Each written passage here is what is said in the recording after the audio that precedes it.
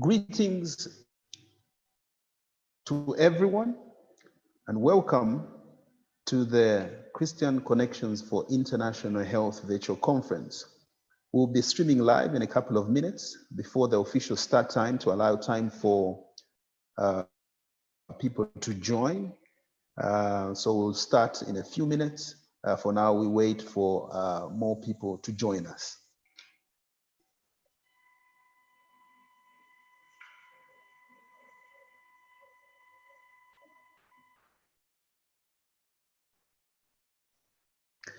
Thank you for joining the Christian Connections for International Health Virtual Conference 2020.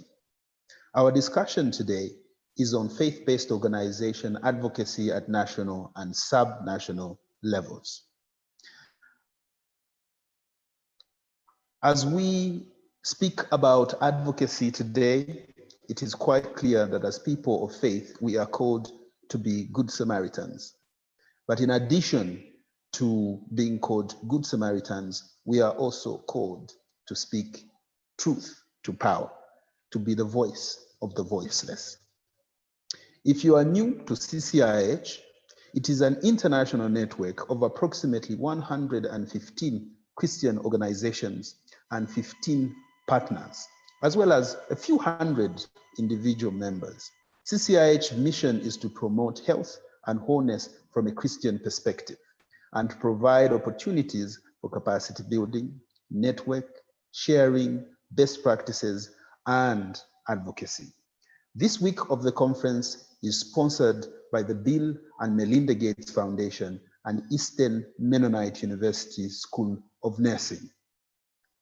The Bill and Melinda Gates Foundation focuses on improving people's health and well-being, helping individuals lift themselves out of hunger and extreme poverty.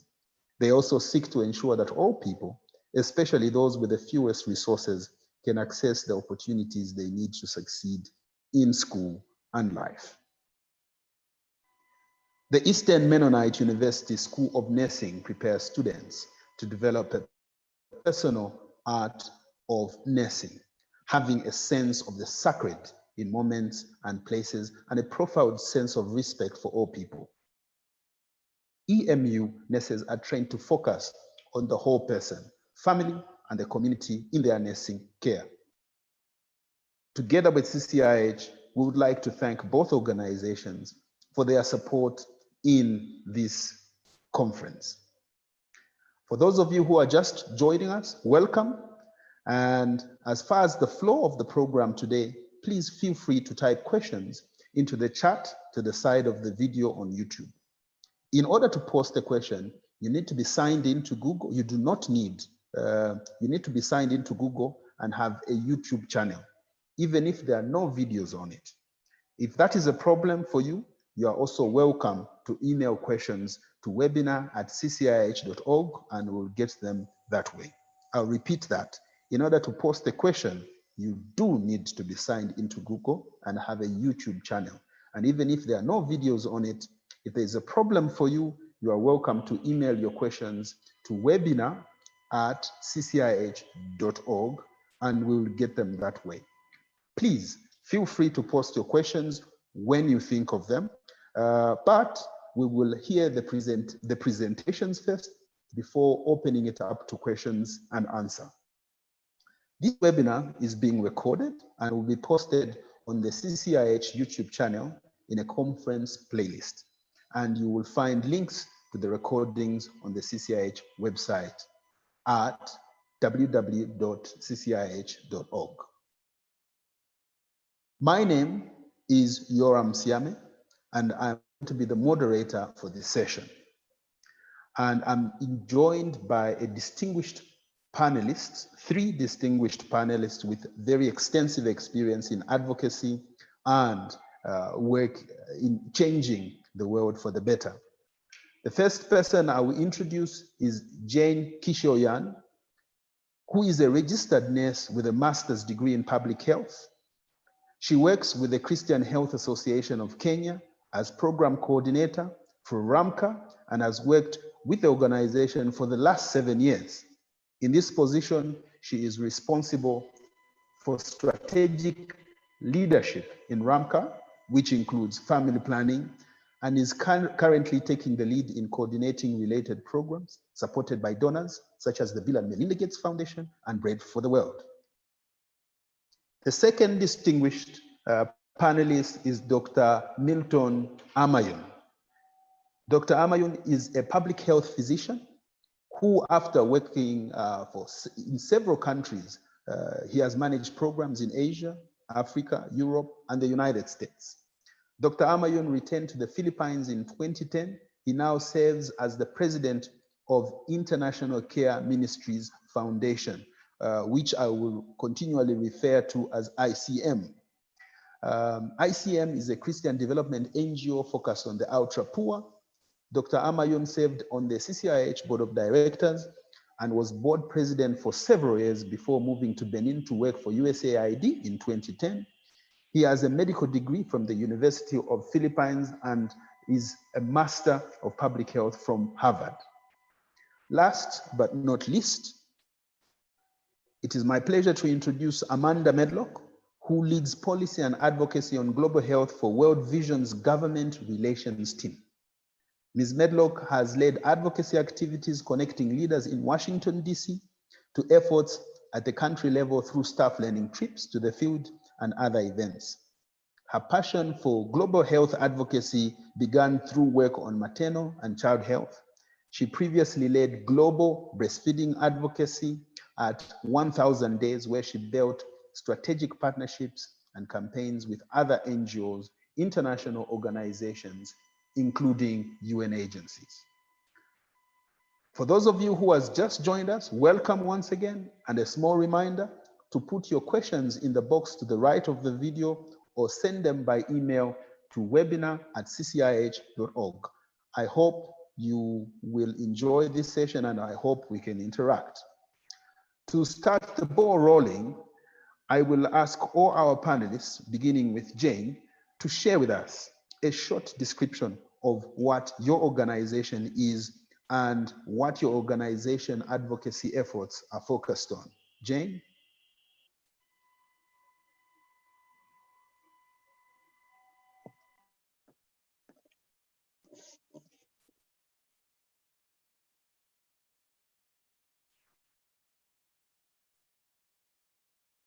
Jane may be having technical challenges. Can you hear me, Jane? Yes, sir, I can hear you.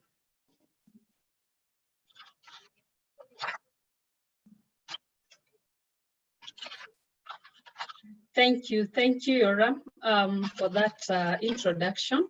I work for Christian Health Association of Kenya, that is CHAK. And CHAK is a leading local faith-based organization of Protestant churches, health facilities and health programs. And these are drawn from across the country with a membership of over 560.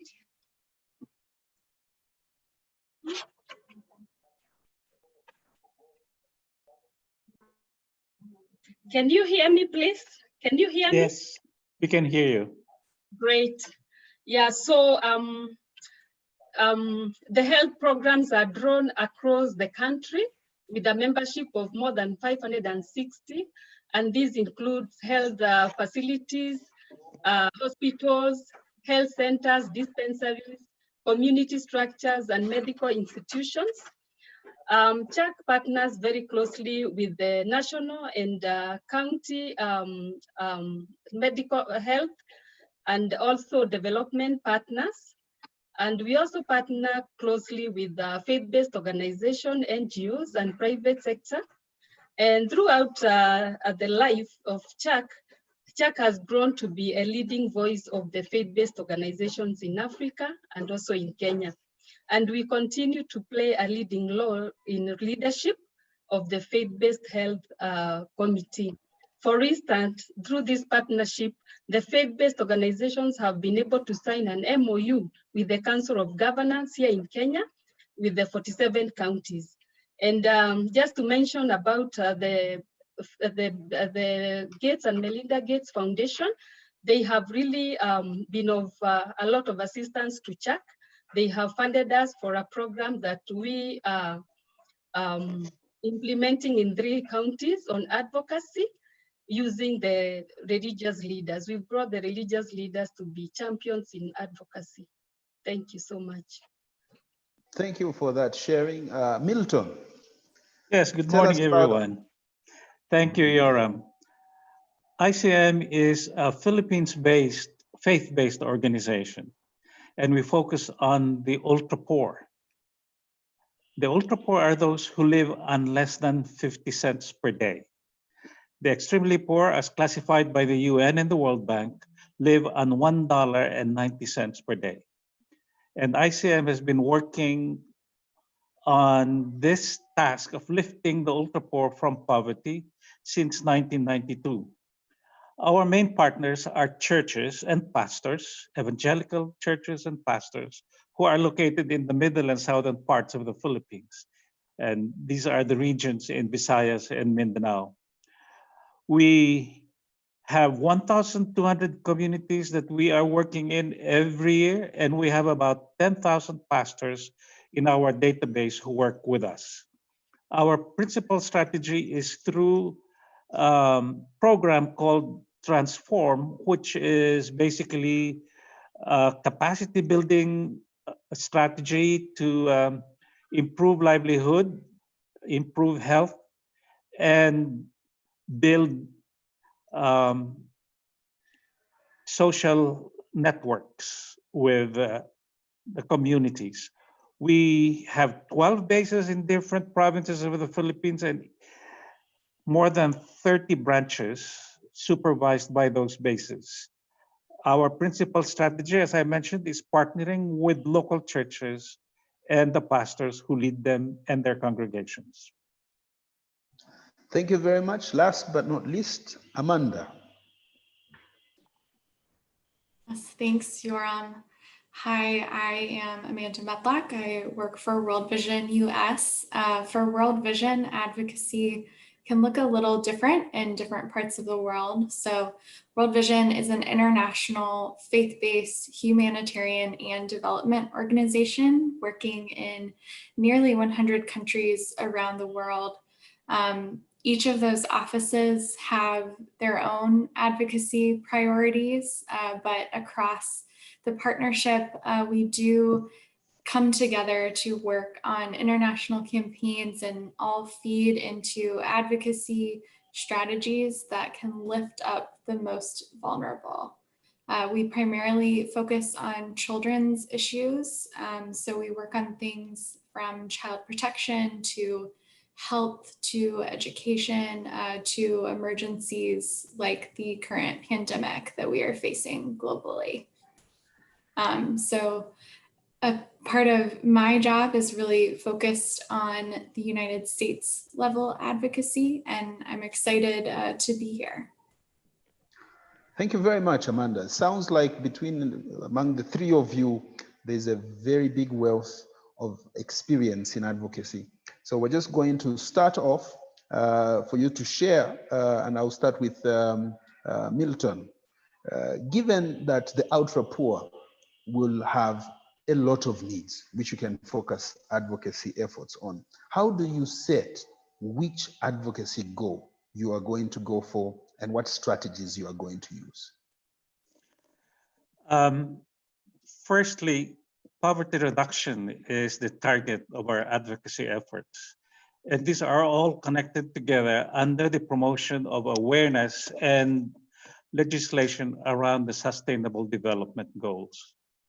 And under what we do, we have three basic elements, which I mentioned earlier: the building of social capital, health improvement, and livelihoods.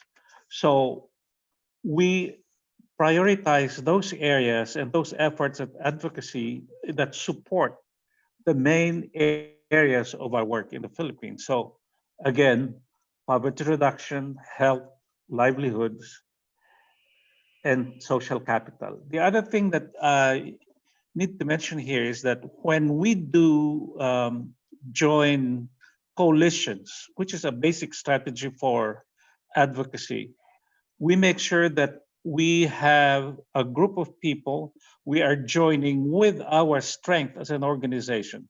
So what are those areas that support our work? Number one, nutrition, TB. And then we have livelihood. Then we have also the faith-based organizations. These are the coalitions that ICM joins in order to make sure that we have the strength as networks to confront those issues that need, if it's legislation, then we work on the legislative agenda. If it's awareness raising, then we work on the awareness raising component. If it is basically mobilizing for action, then we choose those areas also where we add our strength.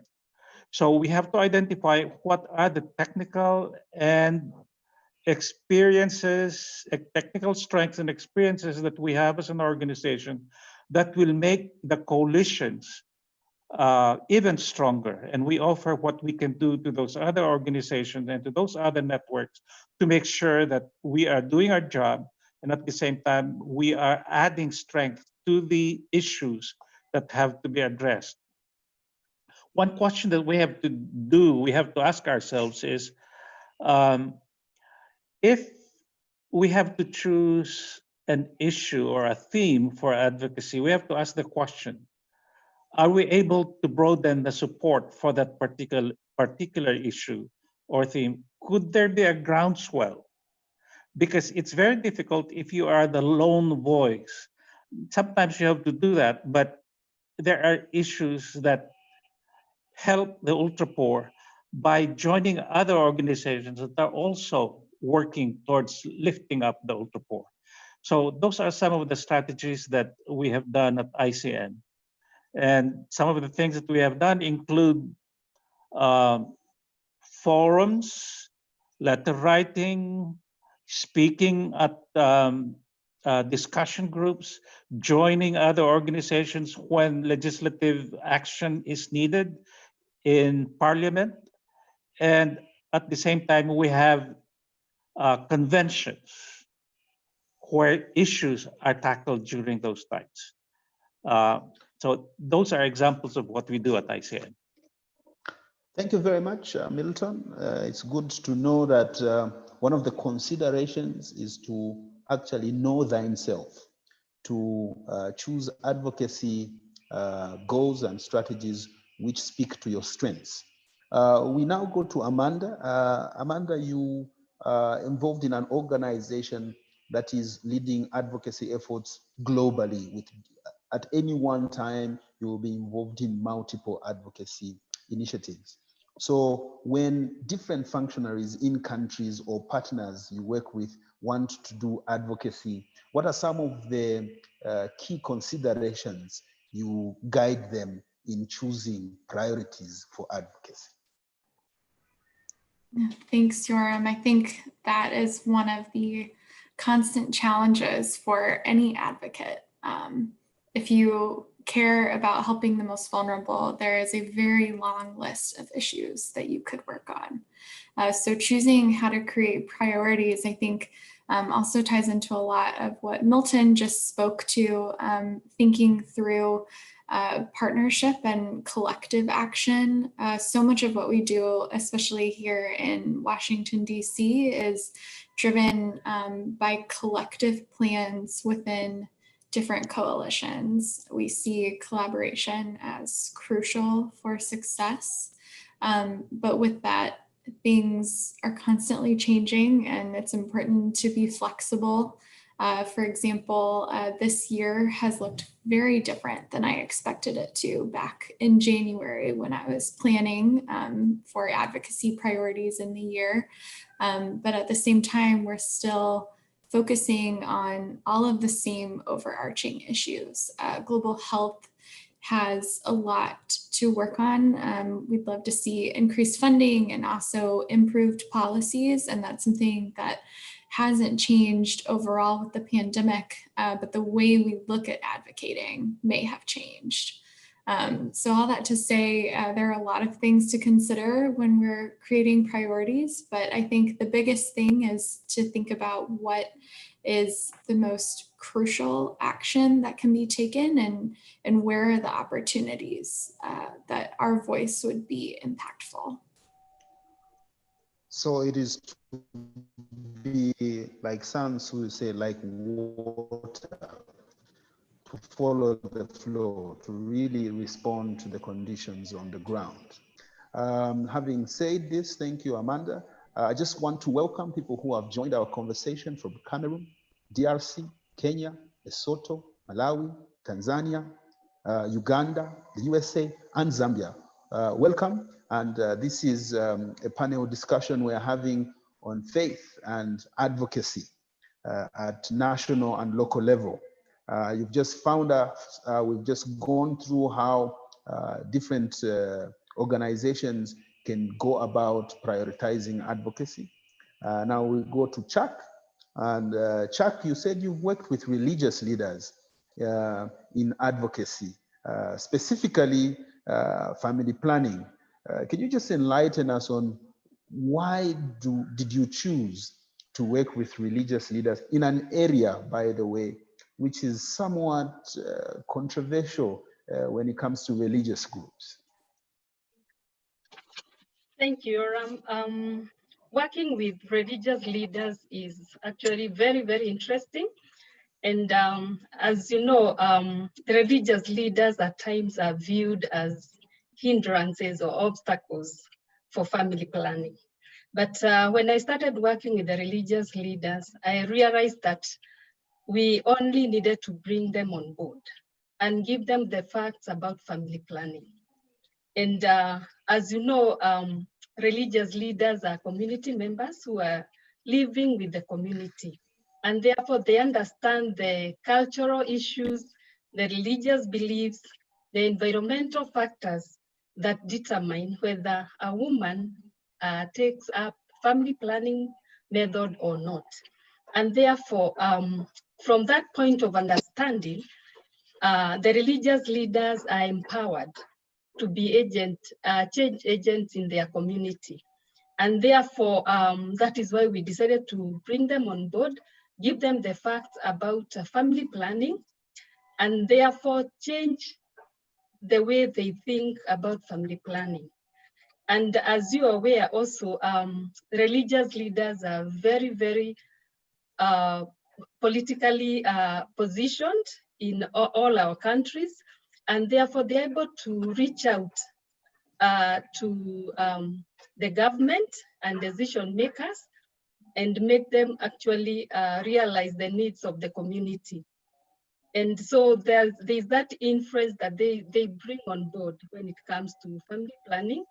I've worked with the religious leaders in the 3 counties that we are working in on advocacy, and you realize how important religious leaders are. When you sit down with the county people that really make these decisions, and you hear their views, how they talk about family planning. So they are very important cadre, and I believe at times they are not really very much put in the place that they need to be. And therefore, having worked with them, I realize how important these people are. And they become change agents in the community, even at the national and at the county level. So that is how we came up involving them in family planning. And also, they are part and parcel of CHAK community. So that is why we cannot leave them behind. Thank you. My next question is for any one of the panelists, really. Do you think currently religious leaders are used optimally when it comes to advocacy? Because you have mentioned 2 profound things. The first one is that religious leaders are grounded in community. They are part of the community. They understand what's going on. The second part is that they wield a significant influence, not only in the community, but also at political level, because let's not forget it, the political leaders are coming from among their congregants, so to say. So anyone to say, do you think currently there is a lot of focus, or we have optimized the use of religious leaders in advocacy? Yeah, for ICM, we have intentionally built our relationships with pastors because we wanted to partner with the church. And we wanted to make sure that the approaches that we followed or pursued would be comprehensive and holistic. Part of what we do is to make sure that persons are given the dignity that they deserve in development. And we know that pastors can provide lessons in values, which they do in our programs. And therefore, we help them achieve their role as leaders, religious leaders, spiritual leaders in the community. But at the same time, they give us an entry point into the community because they live there, as you mentioned, and they are respected in the community. So it's a win-win situation. So our programs help them achieve their programs, and they give us the credibility to start a relationship with the poor communities. And they know who are the poorest in the community. And even before we go in to do our surveys, they already tell us which parts of the community, which families in the community are the ones that need help. Thank you very much. So there's one theme which is coming up a lot. It started with Milton talking about we have a partnership. Amanda has talked about partnership, CHAK, a partnership. So for the next question, I would like Amanda to shed a bit of light on why is partnership important in advocacy, and what does it look like for World Vision when you think of partnership? What comes to your mind? What do you aim for? What are you speaking of? Amanda? Sure, thanks, Yoram. I think partnership is incredibly important in advocacy. Without relationship building, I think it's very hard to move issues forward and elevate them above a lot of noise. And that goes for our work globally and our work in DC. I think kind of going on Milton's point, even looking at partnering with religious leaders in the communities, I think they know the needs of their community so well. And so utilizing them for advocacy, but also hearing them for advocacy is so important. And in Washington, DC, there are countless advocates for all kinds of issues trying to get the attention of congressional members. And I know that happens around the world as well. There are constantly people knocking down doors and trying to use up what limited time leaders have. So it's really important that we work closely in coalition.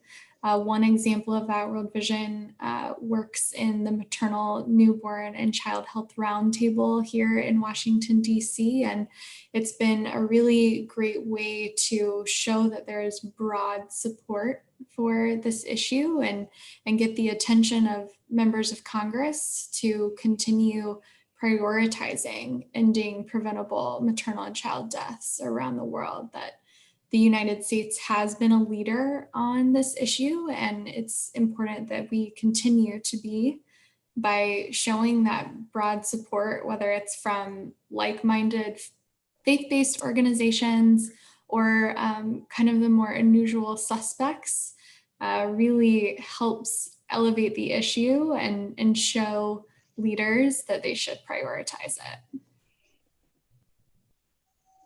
Okay, so sounds like you're saying to me numbers matter. And the way to get numbers is really through partnership. Thank you very much, Amanda. And I'll go to Milton. Your organization, like you said, has been involved in advocacy. It's one thing for advocates to seek out policymakers. It's another for policymakers to seek out institutions when they are policy, legislative, and other national processes which matter to the issues that different bodies advocate for. In your experience, have policymakers in the Philippines proactively reached out to the church or ICM when considering new policies, legislation, or issues of national funding? What is your experience in this area? Yeah, over time, as your organization gets known for what it does, and people learn that it's effective in doing things, they will start inviting you to participate in policymaking, even in extending their work. Let me give you an example. We have a group called Zero Extreme Poverty. And when there was a change in the leadership of the coalition of more than 115 NGOs, and they needed a health lead for the health cluster, they invited ICM and asked ICM to take over in the leadership of that area of our work as a coalition, which we have been doing for the last 2.5 years. Another example is our work on nutrition. The Department of Health has goods, has food, therapeutic food, and supplementary food that they would like to be distributed across the Philippines in far-flung areas. They approached ICM and asked, ICM, would you help us in getting the food and getting the information out that malnourished children need to be given this kind of food? So they think of us. They have already the experience that we are a trusted partner. And they want to use that trust to make sure that their work is done so that they look good to the community, we look good in our programs, and the needs of the community are responded to. This is, again, repeated during the COVID emergency. There were a lot of communities who didn't have food. So we distributed the food that we had, but also the Department of Health gave us additional food to distribute to those communities and to the children who were malnourished.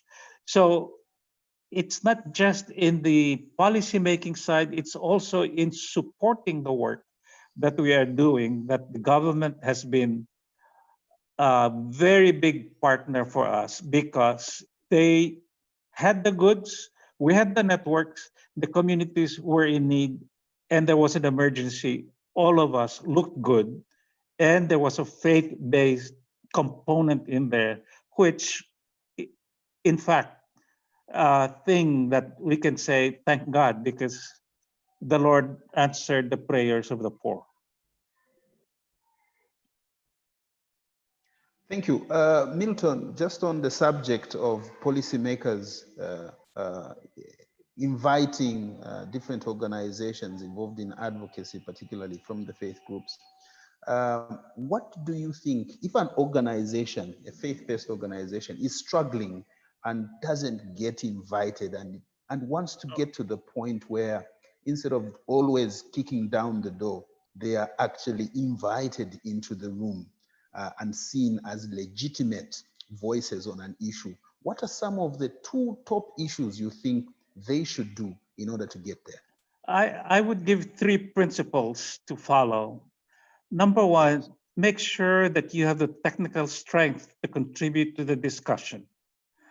Many faith-based organizations are thought of as people full of a heart, but not much of the technical side.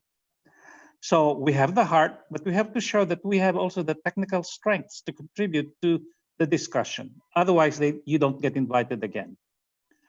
Secondly, make sure that your approaches are in tune with the culture.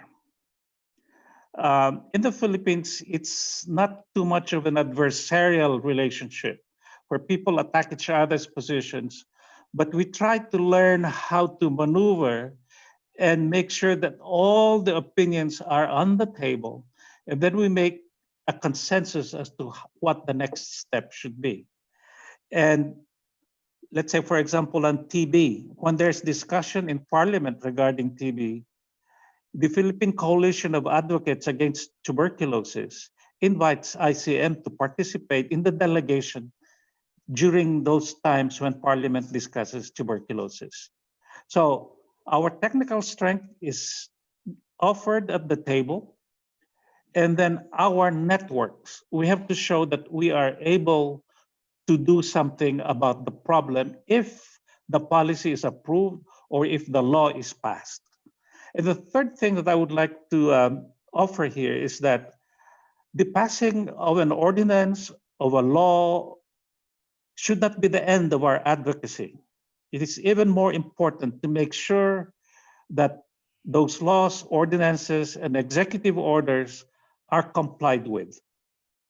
And that is a task that we as advocates, we faith-based organizations, could very much be helpful to the government and to the, let's say, the cities and municipalities where that kind of help of monitoring the implementation of the policies that are passed. And technical strengths are not necessarily required during those times. Thank you very much for those pointers. I get that advocacy is not just for unskilled believers, but it's for skilled believers. You also mentioned that there's need for follow-up. I will now go to Jane. As I said, family planning, religious leaders doesn't look like a perfect fit in the society we are coming from. So I just want to find out, how long did it take from intention to getting a religious leader, not just talking to a congregation on a small scale, but going nationwide to say, we have to do the following issues in order to improve our family planning, and this is why family planning is important. Tell us a bit about that experience. Thank you, Yoram. For sure, it wasn't easy because, as you know, they were coming from a background of not knowing what family planning is, considering the beliefs of most of our religious leaders, the myths and misconceptions around family planning. And so we had to really do a lot. And we started first by selecting or identifying the right religious leaders, those who can be able to talk and those who can be able to advocate.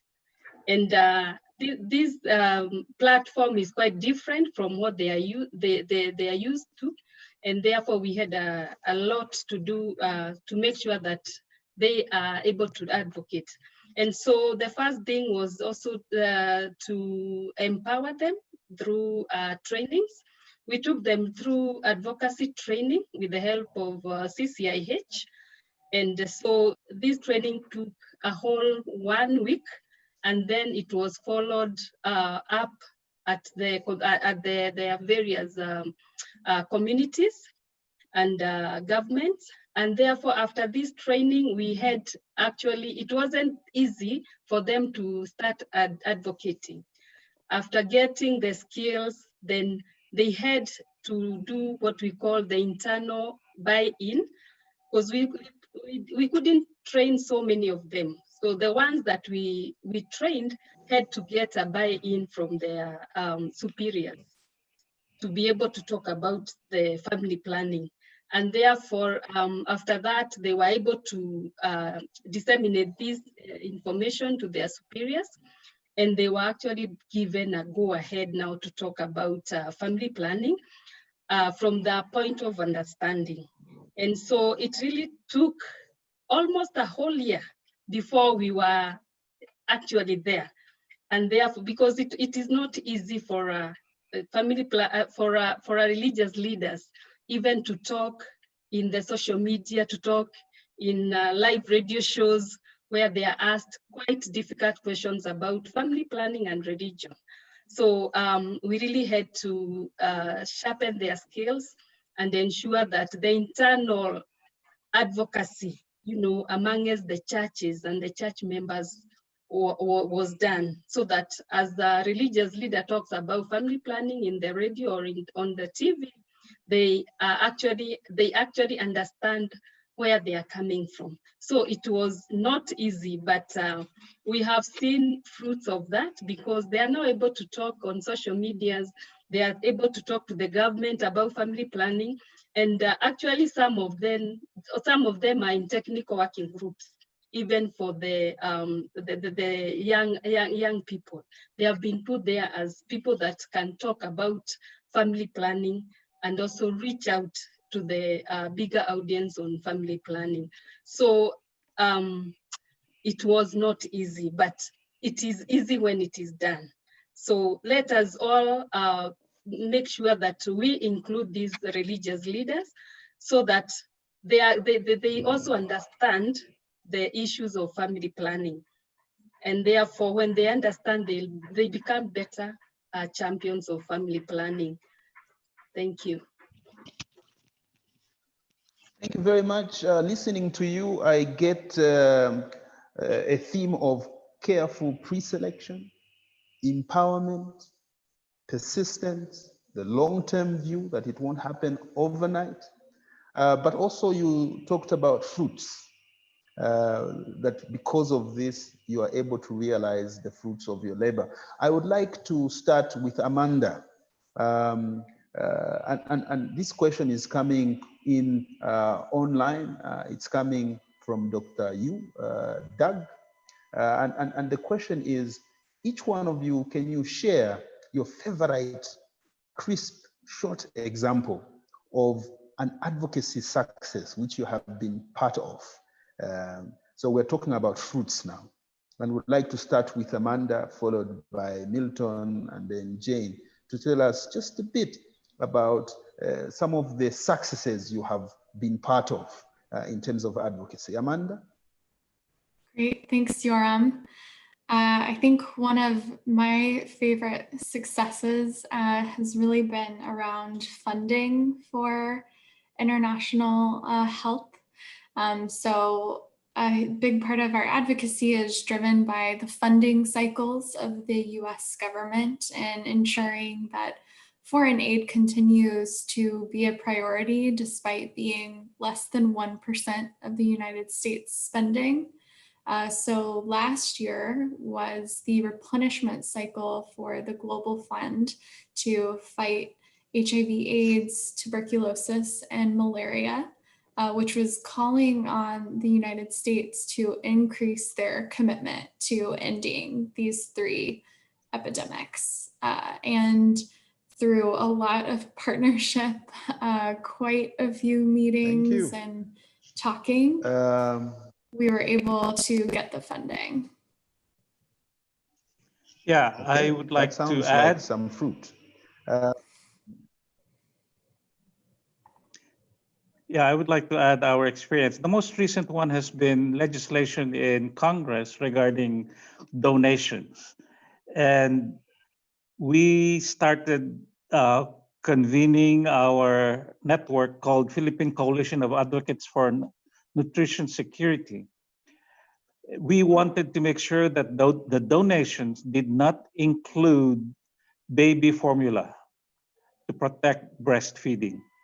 So we started talking among ourselves. We wrote position papers, and we invited people to sign those position papers with us and presented that letter to Congress. This was just about a month ago.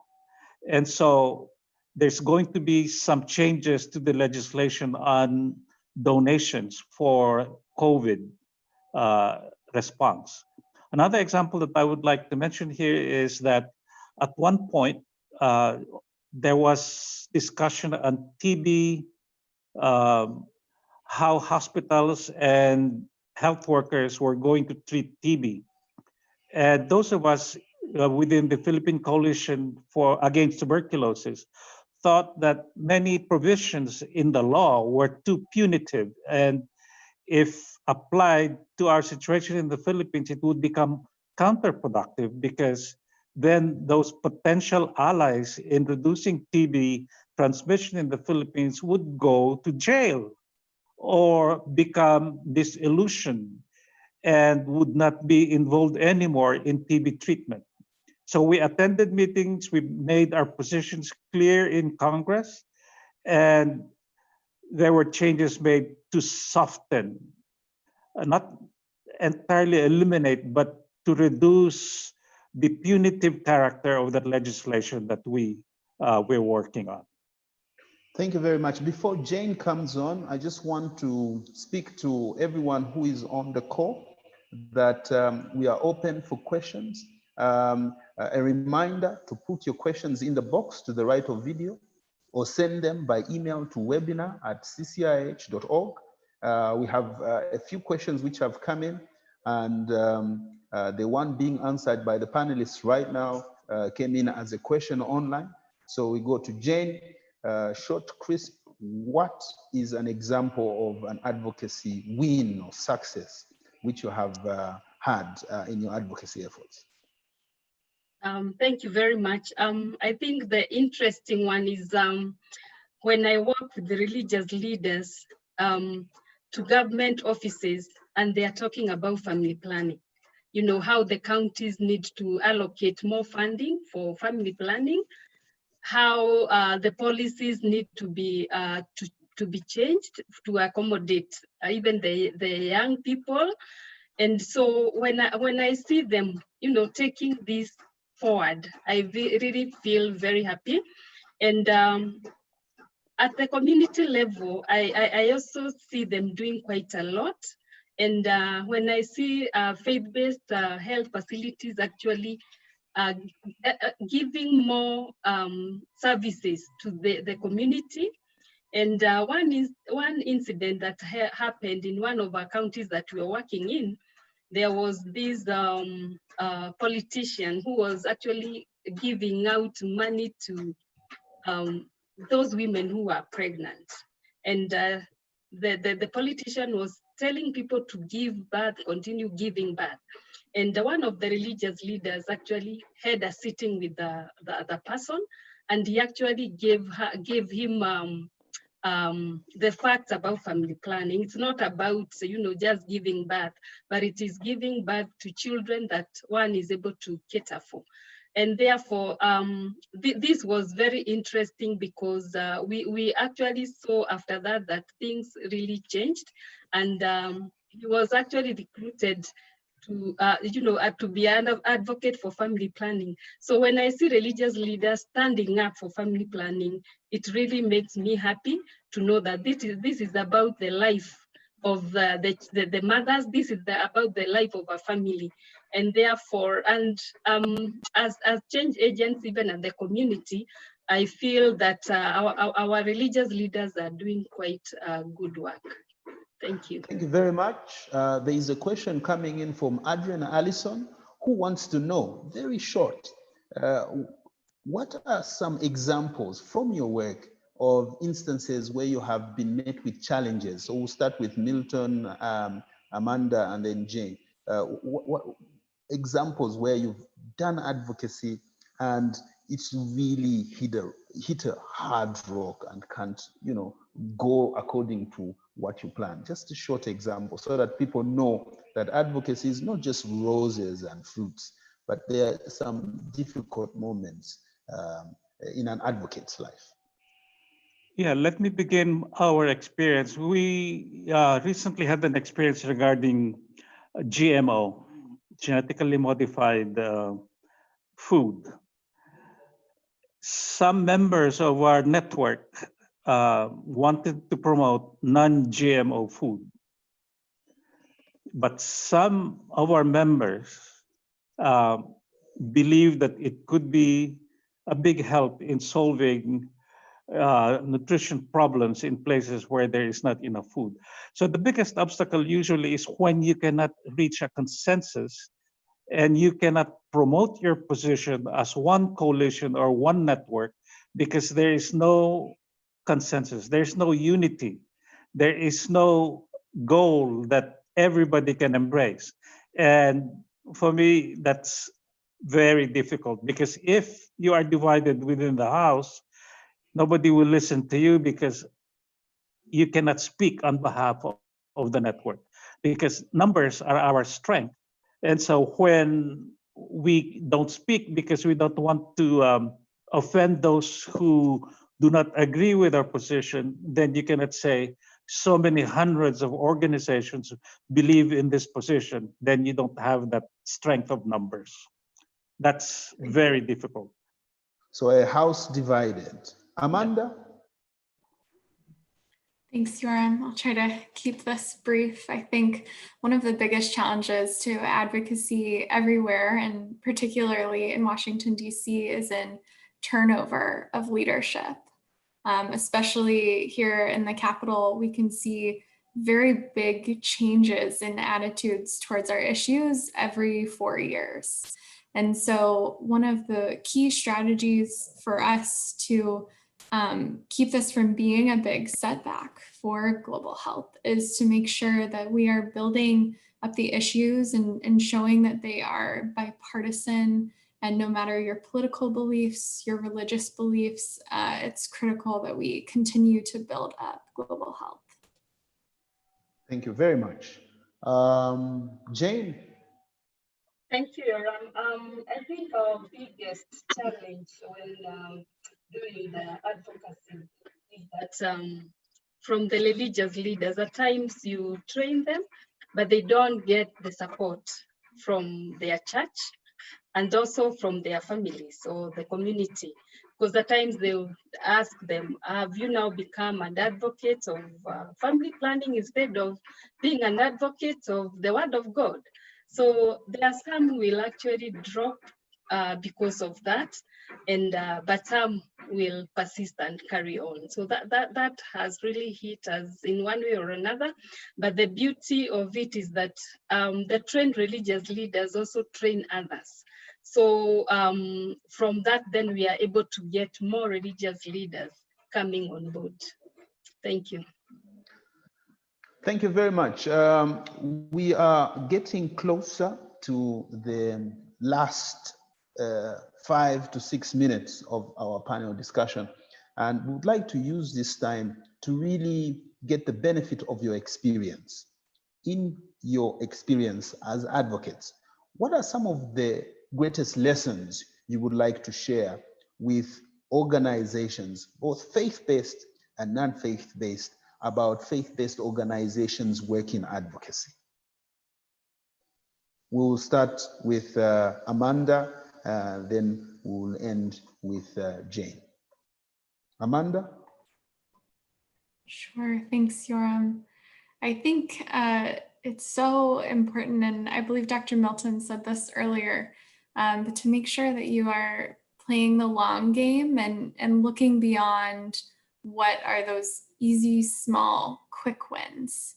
Because while those can be important to continue working your way down the path, it's so important to keep your eyes set on the horizon and know that this isn't always the easiest job or activity, but it is so important, and it is ultimately serving the most vulnerable around the world.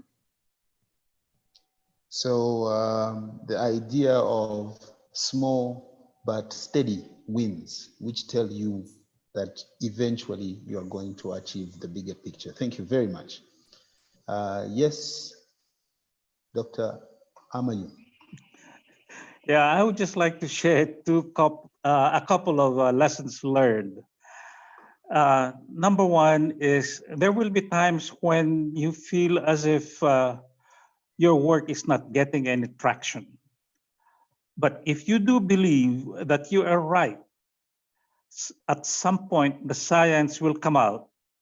And even if today you are like a lone voice in the wilderness, but the evidence is gathering to support your position, do not give up even when there's no traction to your advocacy. The second lesson learned that I would like to share, which has been very real to me, is that our world is the subject of many advocacies. So your adversary on one might be your ally on the next. For example, some people in the business community will probably not be too keen in supporting you in breastfeeding, promotion of breastfeeding. They may be cool to that. Or they may even be the organization that supports a manufacturer of baby formula.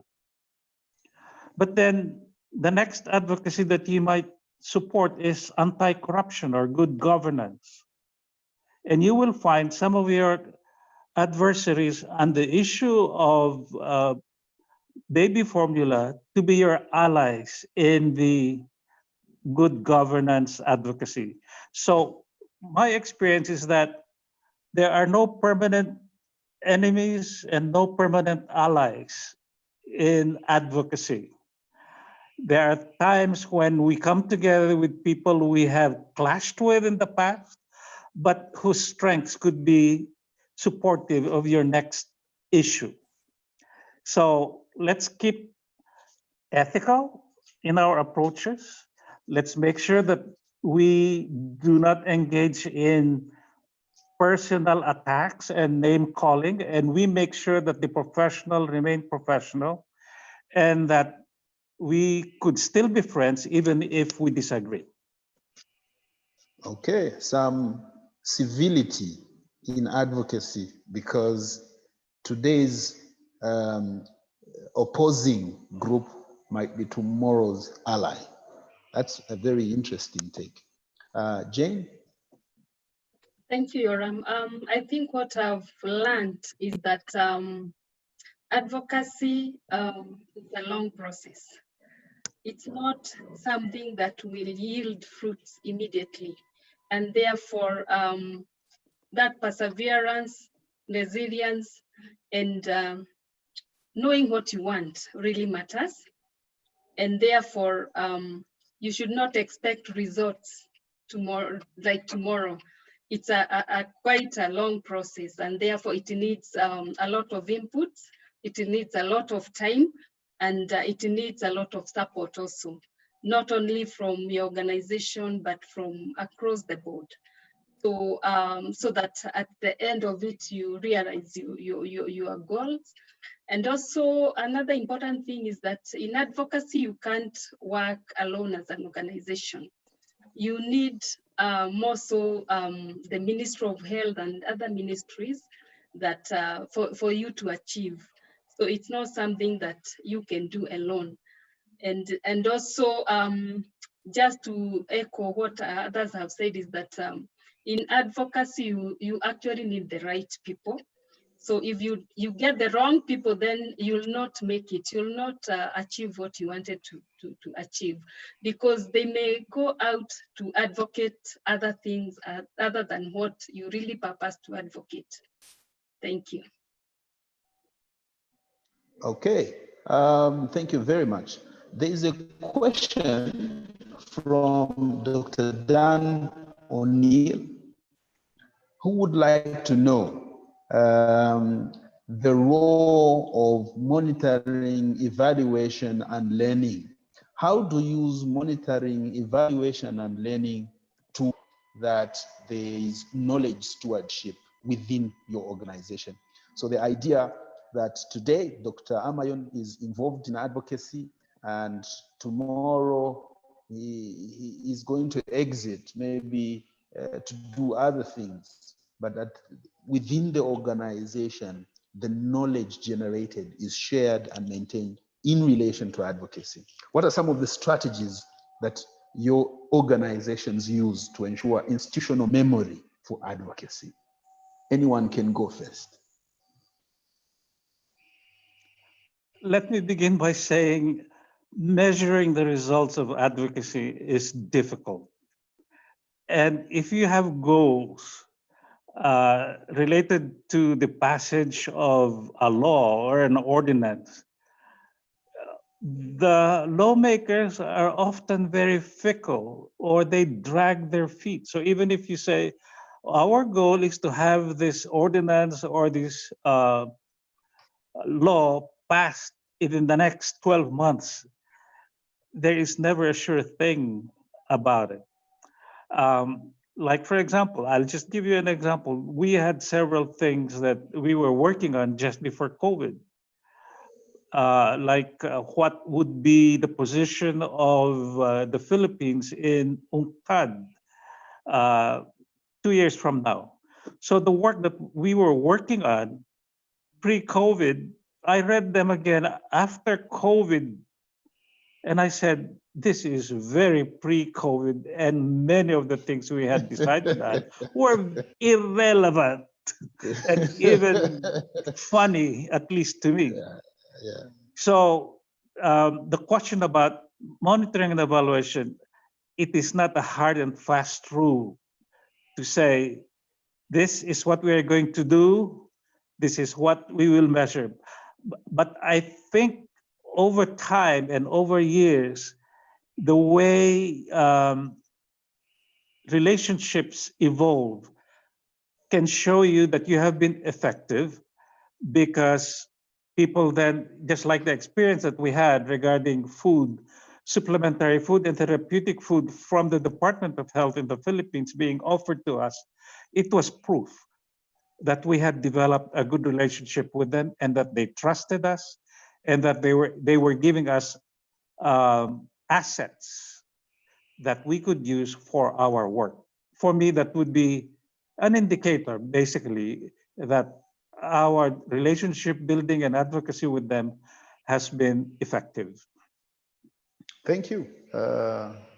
Jane? Yeah, thank you, Yoram. I think for me, sharing of best practices across the board enhances partnership and learning. And therefore, for us, we actually have platforms where our member-held facilities and units can learn from each other. And therefore, through our conferences, through our magazines and all that. Thank you. So the creation of deliberate platforms for learning.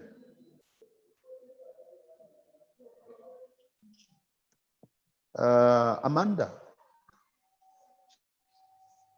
I think I would just echo both Jane and Milton that this is one of the hardest parts of advocacy, but it is, again, where partnership is so important. And hopefully you don't lose everyone all at the exact same time. So that knowledge sharing and sharing of best practices will continue on within the coalition.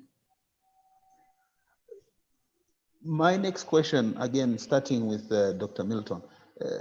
These challenges that we spoke of with advocacy and some of the challenges even with determining success, sometimes people tend to then say, as faith groups, let's just stick to service delivery. Let's not do advocacy because it's controversial. It's like we're rocking the boat. You know, so they shy away from this. What is your message to such people? Very quickly, very shortly, Dr. Amayun. I would say that the Bible asks us to be wise as serpents, and Proverbs tells us that we need to apply the wisdom that comes from above.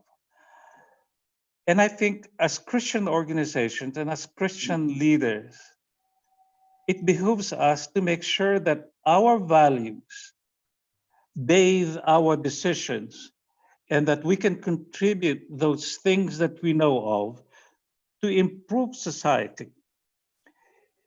If, for example, there were no abolitionists in the US and they accepted the status quo because it was so difficult to abolish slavery, then we would still have slavery in this country. Somebody has to stick his neck out regarding injustices and improper practices that make the people poor, that make our society something that we cannot be proud of. And I think it behooves Christians more than other people to take the risks in changing the status quo when they see that injustice and human rights are being violated. That's what I would tell them.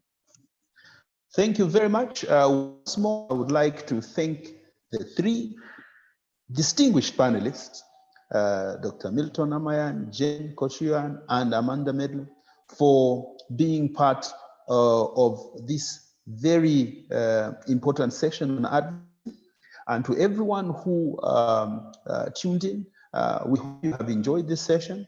I would like to remind you that this is the final session of the CCIH 2020 first virtual conference, and we're grateful that you joined us. CCIH would like to hear your thoughts on the conference, which included new platforms and a different way of engaging than the in-person conferences. So this is the new normal.